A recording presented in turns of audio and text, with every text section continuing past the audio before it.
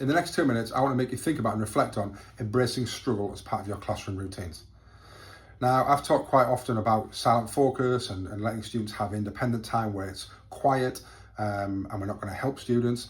And this links perfectly into that we need to get our students to struggle, okay? We need to allow them to be working in a safe environment in our classroom in difficult conditions where we are going to put them in conditions purposefully where they are going to struggle. Because if they always get things right, or they're always able to kind of put their hand up and ask a question when they get stuck, they're going to get used to that comfort blanket. And when it comes to an exam or an assessment, when that question comes up that they're not sure of, we haven't taught them the skill to struggle and to work out how to be resilient to get through it. That idea of kind of how do I know what to do when I don't know what to do? What am I going to call on myself? How am I going to work through this myself? So it's allowing those periods of time where you're openly going to say to your children in your classroom, this might be difficult. Some of you might get stuck on this, but that's great because I want you to get stuck.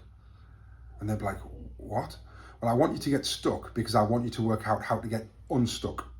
I want you to struggle. I'm putting you in conditions like this so that when it gets to a test, when it gets to an assessment, when it gets to an end of year exam, you know what struggle feels like.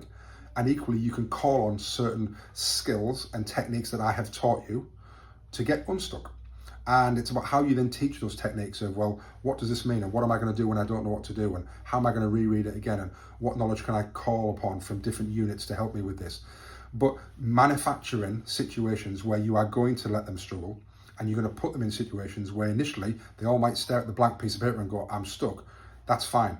It's how we then help them and how we help them with techniques so that next time, again, we're not helping them by just answering questions all the time, but we're giving them a toolbox of skills so that they can get unstuck when they become stuck. So embrace struggle, create scenarios where you know they're going to struggle and be open with it. Shouldn't be a surprise. I'm giving this because, and I think you're going to struggle, but I'm not going to help you because I want to see if you can get it. And I think that making it really open with that and really clarifying that is a lot easier for students rather than suddenly thinking, I'm stuck, I don't know what to do. So how can you embrace struggle? How can you create situations where you can manufacture that in your classroom?